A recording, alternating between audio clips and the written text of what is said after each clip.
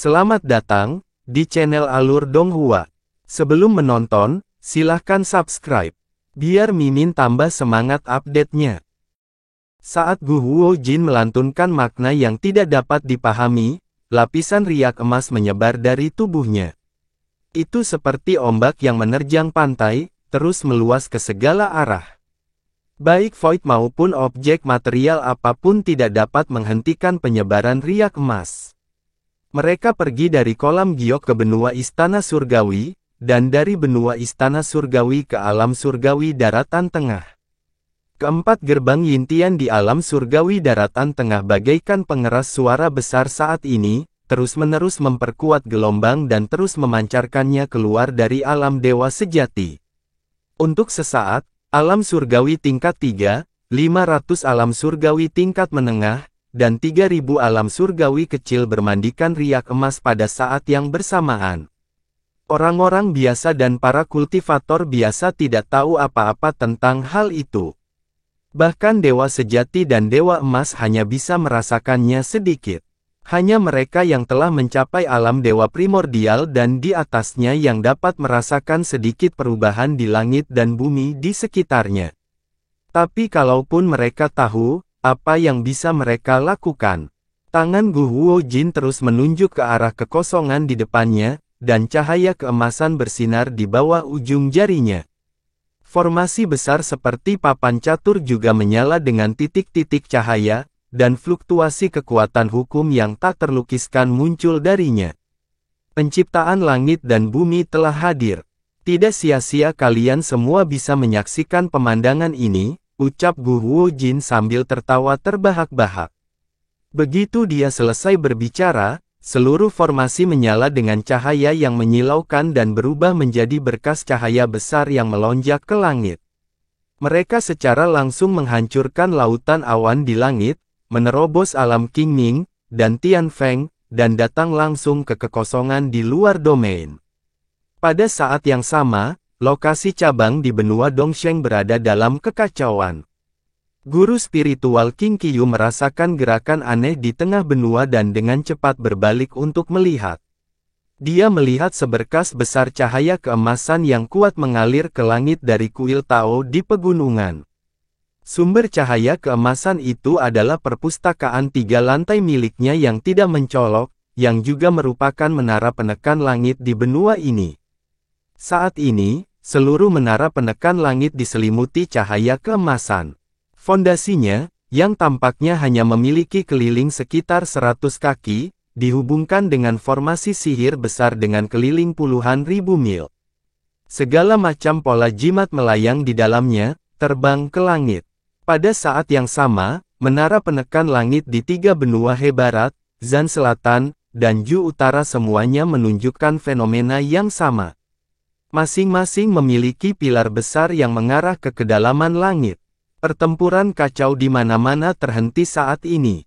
Semua orang merasakan jantung berdebar dan panik yang tak terlukiskan saat mereka merasakan kekuatan langit dan bumi menyatu. Itu adalah, guru tercerahkan Clear Autumn tidak bisa menahan diri untuk tidak bergumam. Dia telah ditempatkan di menara penekan surga selama tidak kurang dari 30 juta tahun. Meskipun dia selalu tidak disiplin dan tidak menyelidiki terlalu banyak tentang menara yang menjulang tinggi itu, dia tidak pernah menemukan bahwa ada formasi seperti itu yang tersembunyi di bawah tanah. Sebelum dia bisa pulih dari keterkejutannya, guru musim gugur jernih menemukan bahwa kekuatan hukum di dalam tubuhnya tiba-tiba melonjak dengan sendirinya, berubah menjadi untaian garis kristal yang keluar dari tubuhnya menuju pilar cahaya yang melesat ke dalam langit. Dia melihat sekeliling dengan kaget dan menemukan bahwa itu bukan hanya dia. Hampir semua orang di sekitarnya memiliki kekuatan hukum yang terkondensasi menjadi benang dan mulai mengalir keluar dari tubuhnya. Mereka berubah menjadi benang kristal berbagai warna dan terbang ke pilar cahaya. Semakin banyak sinar cahaya yang membubung ke langit, mereka menjadi semakin padat. Benang-benang berbagai warna saling bersilangan di langit, menjalin jaring cahaya berwarna-warni yang sangat besar. Tidak, seseorang akhirnya sadar dan mengeluarkan raungan enggan. Lari, lari cepat, segera setelah itu, seseorang berteriak ngeri. Dalam sekejap, apakah itu orang-orang di pengadilan surgawi atau kuil samsara, mereka semua melepaskan kebencian dan permusuhan mereka dan dengan panik melarikan diri dari gerbang surga timur. Bahkan ada lebih banyak orang yang langsung menuju formasi teleportasi di dalam gerbang surga timur, berusaha meninggalkan alam surgawi daratan tengah melalui formasi teleportasi. Namun, ketika mereka tiba di sana, mereka menemukan bahwa fluktuasi yang dipancarkan menara penekan surga telah mengganggu pengoperasian hampir semua kekuatan hukum di benua ini, termasuk hukum ruang angkasa. Formasi teleportasi hanyalah hiasan yang tidak bisa dioperasikan. Karena itu, semua orang sekali lagi bergegas menuju gerbang surga timur. Saat ini, mereka hanya ingin melarikan diri secepat mungkin. Jika tidak, semakin lama mereka tinggal, kekuatan hukum mereka akan semakin terkuras, dan pada akhirnya, mereka bahkan tidak memiliki kesempatan untuk melarikan diri.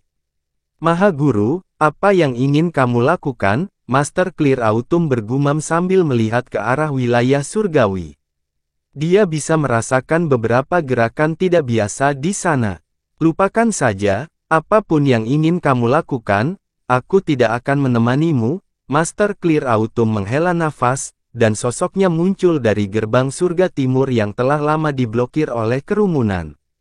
Setelah keluar dari gerbang surgawi, dia bahkan tidak memiliki niat untuk melihat ke belakang. Dia langsung berubah menjadi cahaya putih mengelak dan menembak ke kejauhan. Namun, pada saat ini, sesuatu yang aneh kembali terjadi. Gerbang Yintian yang megah tiba-tiba bergetar hebat, dan dekorasi berwarna di kedua sisi pilar gerbang dan lengkungan di tengahnya mulai terkelupas, memperlihatkan berbagai prasasti jimat berwarna yang terukir di bawahnya. Prasasti jimat menyala dengan cahaya keemasan yang menyilaukan, dan fluktuasi aneh muncul darinya. Sebelum para kultivator yang hendak bergegas keluar dari gerbang dapat bereaksi, mereka tiba-tiba ditelan oleh pusaran besar yang muncul dari udara tipis, dan langsung berubah menjadi abu terbang. Kemudian, cahaya keemasan di dalam pusaran tiba-tiba melonjak, dan melesat keluar, berubah menjadi pilar cahaya besar yang memanjang ke dalam kehampaan, seperti jalan rusak, melayang di udara. Guru cerah musim gugur, yang baru saja terbang, tiba-tiba merasakan kekuatan menarik yang kuat di belakangnya. Hatinya menegang, dan dia buru-buru menggunakan kekuatan sihirnya untuk melarikan diri. Namun, benang kristal hukum yang mengalir keluar dari tubuhnya tertarik oleh pilar cahaya, dan dengan paksa menariknya kembali ke pusaran di dalam gerbang Yintian. Jika leluhur Dao yang bermartabat seperti ini, bagaimana orang lain bisa selamat? Situasi ini terjadi secara bersamaan di gerbang surga timur, selatan, barat, dan barat. Untuk sesaat, seluruh alam surgawi daratan tengah direduksi menjadi rumah jagal para dewa, dan setiap penggarap dengan kekuatan hukum tidak dapat melarikan diri. Benua wilayah surgawi. Langit di atas tempat pemandangan Danau Giok sepertinya telah hangus oleh kobaran api. Semua awan menguap, memperlihatkan ruang alam luar yang sangat gelap gulita di atas langit. Di ruang itu, pusaran kacau dengan keliling 100 mil secara bertahap mengembun dan meluas. Di bawah pusaran, mata Gu Huojin bergerak maju mundur, penuh semangat. Seluruh alam surgawi daratan tengah terpantul di matanya, dan situasinya tidak berbeda dari apa yang dia duga.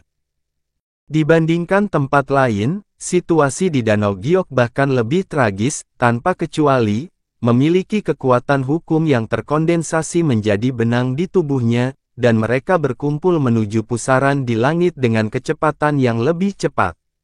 Lebih dari separuh dari mereka telah tewas dalam pertempuran sebelumnya, dan sekarang kekuatan hukum telah disedot hingga kering, separuh lagi dari tubuh abadi mereka telah membusuk. Sedikit kepuasan akhirnya muncul di mata Gu Huojin. Selama kekuatan hukum semakin kental, formasi besar akan beroperasi semakin cepat. Pada saat itu, tidak hanya alam surgawi daratan tengah, namun seluruh dunia dewa sejati juga akan berakhir seperti ini. Jika seseorang ingin mengubah dunia, ia harus memiliki kekuatan dan tekad untuk menghancurkan dunia. Saat itu, dia tiba-tiba mengangkat alisnya dan melihat ke bawah ke area di bawah. Di sana, dia melihat tangan Li Yuanjiu terangkat tinggi, dan cahaya keemasan bersinar dari telapak tangannya, terus mengalir ke dalam botol bundar seukuran telapak tangan yang melayang di atas kepalanya. Botol bundar kecil itu beriak dengan kekuatan hukum yang aneh, dan mulut botol bersinar dengan 5 warna emas, merah, biru, hijau, dan kuning. Itu berubah menjadi lapisan cahaya 5 warna yang lebarnya ratusan kaki dan berbentuk seperti payung, melindunginya di bawahnya. Dengan perlindungan cahaya 5 warna, dia sebenarnya tidak terpengaruh oleh formasi besar, dan kekuatan hukum di tubuhnya tidak bocor sama sekali. Di belakangnya, ada selusin sosok yang juga bersembunyi di bawah cahaya 5 warna, dan kekuatan hukum mereka tidak dirampas oleh formasi besar. Di antaranya adalah wanita impian dan Yu Menghan. Wanita impian dan Yu Menghan tidak dikendalikan oleh segel Dewa Dao dan berada jauh dari medan perang, namun ketika formasi besar diaktifkan, mereka tidak peduli jika telah memakan buah jalan bodi. Melihat tidak bisa melarikan diri, mereka hanya bisa bersembunyi di balik Li Yuanjiu. Li Yuanjiu sudah lama tidak bisa mengurus dirinya sendiri. Awalnya, dia tidak ingin melindungi, tetapi sekarang rakyatnya dan orang-orang di pengadilan surgawi telah menderita banyak korban, selalu baik jika ada satu orang lagi yang melawannya.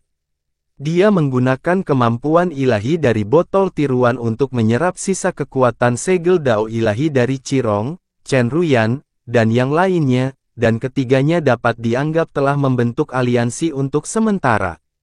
Li Yuanjiu, kamu yang terakhir bergabung dengan 7 raja, dan kamu yang paling tidak setia kepadaku, tapi kamu lebih pintar dari mereka semua. Sayang sekali, untuk mengaktifkan formasi hebat ini sepenuhnya, kekuatanmu juga merupakan bagian penting, jadi dengan patuh sumbangkan itu, Guo Jin berkata dengan suara keras. Guo Jin, aku sudah lama menyadari bahwa tindakanmu tidak normal, tapi aku tidak menyangka kamu akan melakukan ini. Jika kamu menginginkan kekuatanku, datang dan dapatkan sendiri. Li Yuanjiu mengertakkan gigi. Guo Jin mencibir dan tidak berdebat dengannya lagi. Dia membentuk segel dengan satu tangan dan menunjuk pusaran air di kejauhan. Suara guntur menggelegar datang dari pusaran air yang kacau, dan seberkas cahaya abu-abu tiba-tiba keluar darinya, langsung mengenai penghalang cahaya 5 warna yang telah diaktifkan Li Yuanjiu dengan botol kecil. Penghalang cahaya 5 warna bergetar hebat, dan cahaya di atasnya mulai menghilang dengan cepat. Ekspresi Li Yuanjiu segera berubah, dan dia buru-buru berkata dengan suara yang dalam, jika kamu tidak ingin mati, cepat bantu aku mengaktifkan botol kecil ini. Ini mungkin kesempatan terakhir kita. Setelah mengatakan itu, dia menggunakan hatinya untuk memberitahu semua orang metode mengaktifkan formasi roh. Qirong dan Chen Ruyan tidak berkata apa-apa lagi, dan mereka berdua membantu. Dream Matron juga dengan cepat mengaktifkan energi spiritual abadinya, mengubahnya menjadi lapisan cahaya putih kabur, dan memasuki botol kecil.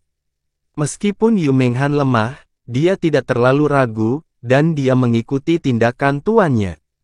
Setelah tuan sejati Changwu dan yang lainnya dihilangkan segel Dao ilahi mereka oleh Li Yuanjiu, tubuh mereka menyala satu demi satu, dan mereka menggunakan seluruh kekuatannya untuk melindungi jerami penyelamat jiwa di tangan Li Yuanjiu. Ada banyak kultivator di sekitar yang belum menghabiskan energi hukum mereka dan binasa. Saat kekuatan segel Dao ilahi melemah tanpa henti, mereka tidak lagi peduli dengan identitas dan ras. Mereka semua menaruh kebencian dan berjuang untuk berkumpul di sini. Semakin banyak orang yang bergabung, cahaya 5 warna redup pada botol kecil itu akhirnya bersinar kembali. Mereka sebenarnya mampu menahan cahaya abu-abu untuk sementara dengan kekuatan botol kecil tiruan. Keras kepala, melihat ini, Gu Huojin hanya tersenyum tipis. Dengan itu, dia mengangkat tangannya, dan dua gelombang cahaya keemasan keluar dari telapak tangannya, melonjak ke langit. Pusaran besar yang kacau itu diaduk oleh cahaya keemasan dan cahaya abu-abu yang keluar darinya menjadi semakin kuat. Itu menekan Li Yuanjiu dan yang lainnya. Cahaya 5 warna pada botol kecil itu segera padam dan menyusut, seperti kunang-kunang di malam hari. Oh tidak, aku tidak bisa bertahan lebih lama lagi, seru wanita impian. Semua orang terpaksa mundur. Li Yuanjiu tidak bisa menahan diri untuk tidak menghela nafas. Persiapannya yang melelahkan pada akhirnya tidak sebanding dengan rencana jangka panjang Gu Huojin. Saat ini, sesuatu yang aneh terjadi.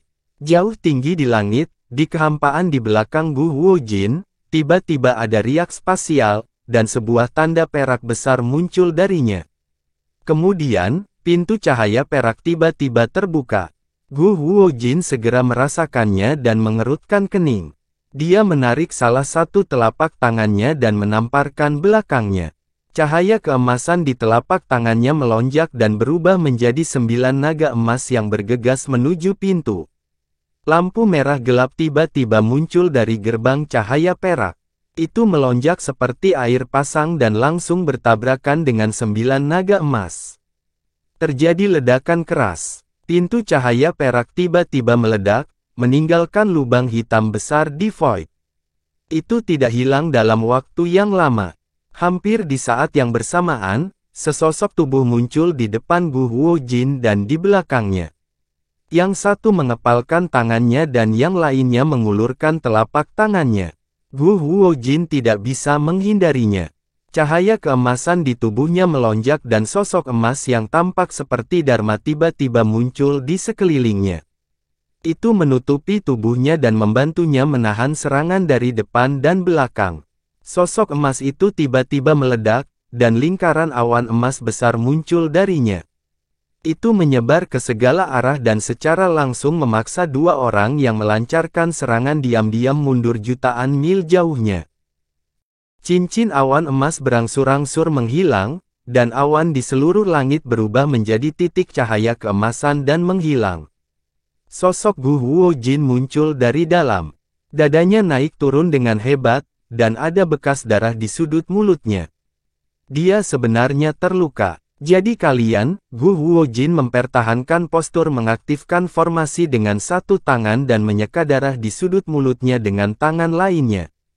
Li Yuanjiu dan yang lainnya merasakan tekanannya berkurang saat mereka buru-buru menoleh untuk melihat dua orang yang tiba-tiba muncul. Semua orang terkejut dengan apa yang mereka lihat.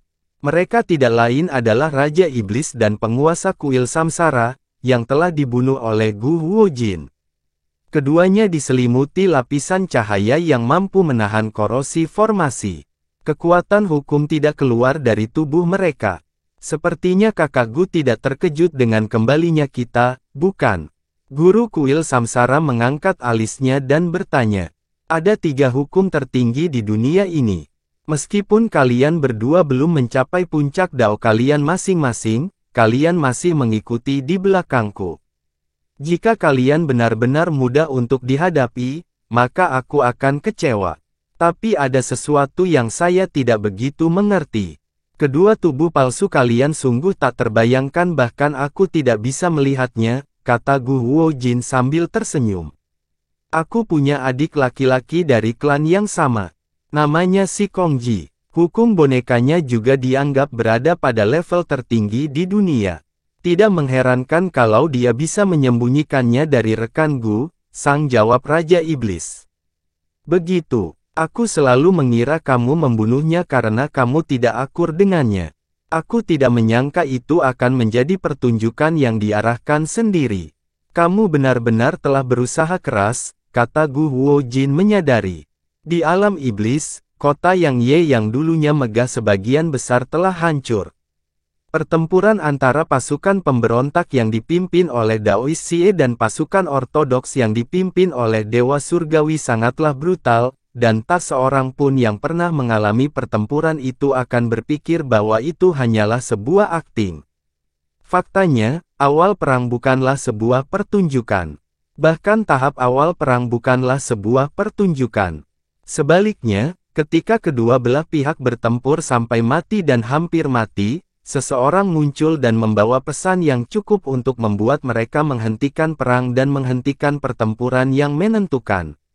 Orang ini secara alami adalah guru kuil samsara, dan pesan ini tentu saja merupakan rencana Gu Huojin.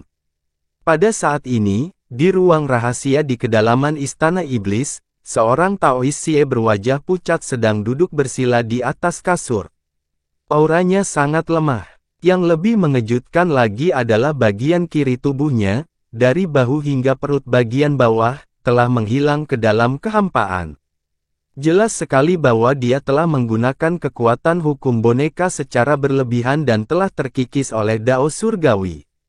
Tak jauh di depannya, si Chuan Kong berdiri dengan tangan terlipat di belakang punggung, wajahnya penuh kekhawatiran.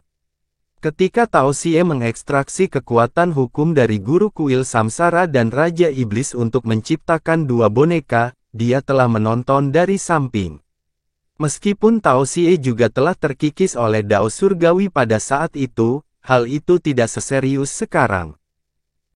Namun, belum lama ini, Daoist Xie, yang sedang bermeditasi, tiba-tiba terluka parah, dan kondisinya yang terkikis oleh Dao Surgawi tiba-tiba memburuk. Beberapa saat kemudian, Daoist Xie menghela nafas panjang dan perlahan membuka matanya. Si Chuan Kong buru-buru melangkah maju saat melihat ini. Jangan khawatir, saya hanya mendapat serangan balasan dari penghancuran tubuh boneka sebelumnya, kata Daoist Xie saat melihat ekspresi muram si Chuan Kong. Paman, bagaimana situasi di sana? Si Chuan Kong bertanya dengan cemas. Ceritanya panjang. Taoist Xie menggelengkan kepalanya. Tepat pada saat ini, fluktuasi aneh tiba-tiba muncul di Void, dan gumpalan kekuatan hukum meluap dari tubuh mereka pada saat yang bersamaan, ditarik ke langit seperti benang sutra. Ini, si Chuan Kong buru-buru bertanya dengan kaget. Gu Huojin telah mengaktifkan formasinya. Situasi di sana tidak terlihat bagus, ekspresi Daoist Xie menjadi lebih suram. Di alam luar, Han Li dan Jin Tong terbang melintasi badai langit luar seperti sambaran petir. Mereka awalnya berencana untuk memasuki salah satu alam abadi melalui jendela yang belum ditutup, kemudian menggunakan formasi teleportasi dalam alam abadi untuk melakukan perjalanan ke alam abadi Bumi Tengah. Namun, untuk beberapa alasan, semua formasi teleportasi yang mengarah ke alam abadi Bumi Tengah dan bahkan wilayah terdekat tidak lagi berfungsi. Setelah serangkaian upaya, Han Li memutuskan untuk membawa Jin Tong bersamanya dan melakukan perjalanan ke alam abadi Bumi Tengah melalui alam luar, seperti cara Yue Mian membawa mereka. Saat mereka berdua terbang dengan kecepatan penuh, sesuatu yang aneh tiba-tiba terjadi pada tubuh mereka. Kekuatan hukum mulai mengalir keluar dari tubuhnya seperti benang tembus pandang sebelum menghilang ke dalam kehampaan. Apa yang terjadi? Jin Tong tiba-tiba berhenti dengan ekspresi terkejut. Han Li berhenti sejenak saat melihat ini sebelum menjawab, saya khawatir sesuatu telah terjadi pada pengadilan surgawi. Dengan itu, dia buru-buru mengedarkan energi spiritual surgawi miliknya dalam upaya untuk menyegel energi nomologisnya agar tidak terus bocor. Aku tidak bisa menyegelnya. Namun, ketika dia mencobanya, dia terkejut saat mengetahui bahwa dia tidak dapat menghentikan kekuatan hukum untuk mengalir keluar. Apa yang harus kita lakukan? Jika ini terus berlanjut, saya khawatir kita tidak akan dapat mencapai pengadilan surgawi tepat waktu. Lalu, sebelum Jin Tong menyelesaikan kalimatnya, dia tiba-tiba melihat lampu hijau bersinar dari dada Han Li. Han Li secara alami merasakan perubahan dalam botol kecil itu dan dengan cepat mengeluarkannya dari dadanya. Pola berbentuk daun di atasnya bersinar dan mengeluarkan cahaya yang menyelimuti tubuh Han Li. Cahaya keemasan yang meluap langsung menghilang. Itu berhenti. Mata Jin Tong berbinar. Han Li ragu-ragu sejenak sebelum dia dengan santai menembakkan seberkas cahaya yang terhubung dengan Jin Tong. Lapisan cahaya yang menyelimuti tubuhnya segera menyebar dan menyelimuti dirinya juga. Kekuatan hukum di tubuh Jin Tong juga berhenti mengalir. Sepertinya botol kecil itu bisa menahan perubahan aneh ini, tapi aku tidak tahu apakah itu sementara atau permanen. Ayo cepat ke pengadilan surgawi. Han Li berkata dengan ekspresi serius. Jin Tong mengangguk dan keduanya terbang ke kejauhan dalam sekejap. Alam surgawi bumi tengah, benua doa surga. Dragon Rising Peak dari Sekte Heaven Mending masih dingin dan suram. Namun entah kenapa, pohon persik purba di puncaknya seolah terserang hujan lebat pada malam hari. Kelopak dan daunnya berguguran, membuat mereka tampak sengsara dan menyedihkan. Tanpa penutup awan dan dedaunan, seluruh puncak Dragon Rising Peak benar-benar kosong. Hal ini membuat altar batu hitam berbentuk segi delapan yang berdiri di puncaknya semakin menonjol. Pusaran hitam yang melayang di atas altar masih bergulung-gulung dengan kabut tebal. Namun, hanya separuh dari wajah lama yang tertanam di pusaran itu yang tersisa. Ditambah dengan rambut acak-acakan dan mata buta yang diliputi warna perut ikan, terlihat agak aneh dan menakutkan. Ada 3000 cara ramalan, tetapi sulit untuk meramal langit. Suara yang agak sunyi dan serak terdengar dari kehampaan dan bergema di puncak gunung yang kosong. Satu mata Chen Tuan yang buta menyapu kelopak bunga yang tersebar di tanah dan mencoba melihat ke puncak gunung di kejauhan. Akhirnya, ia berpindah ke langit yang luas dengan ekspresi khawatir dan ragu-ragu di wajahnya. Lupakan saja. Aku sudah hidup jutaan tahun, tapi pada akhirnya, aku tidak berani meminta ramalan ini. Sekarang hanya tersisa setengah dari ramalan itu, apakah aku bisa meramalnya atau tidak? Haha, itu semua tergantung takdir, kata Chen Tuan perlahan sambil tersenyum pahit. Dia tidak ingin mengetahui hasil dari perjamuan bodi. Dia hanya ingin tahu seperti apa masa depannya. Setelah bergumam, dia mulai bernyanyi. Tiba-tiba, darah merembes keluar dari mata yang buta, langsung menutupi selubung putih yang menutupi bola mata. Pada saat berikutnya, seolah-olah terbakar, itu berubah menjadi cahaya kristal berwarna darah, memancar keluar, langsung ke kehampaan di depannya. Kekosongan itu tiba-tiba berputar dan berubah menjadi pusaran air hitam, menyedot cahaya kristal dan membangun jembatan berwarna darah di antara keduanya. Namun, lelaki tua yang berdiri di puncak hukum nubuat ini akhirnya mencapai akhir hidupnya. Jembatan itu baru saja dibangun, namun dalam waktu kurang dari 10 tarikan napas, jembatan itu runtuh dengan suara keras. Namun, pusaran air hitam tidak hilang. Sebaliknya, ia terbang langsung menuju Chen Tuan dan bergabung dengan pusaran air hitam di belakangnya, perlahan menelan sisa-sisa tubuhnya. Aku tidak menyangka akan seperti ini. Antara langit dan bumi, leluhur Chen Tuan hanya meninggalkan kalimat ini. Dalam sepersekian detik, semua pohon persik kuno di seluruh Dragon Rising Peak terbakar secara spontan. Asap hitam membubung ke langit, seperti seekor naga yang naik dari puncak dan melarikan diri ke langit.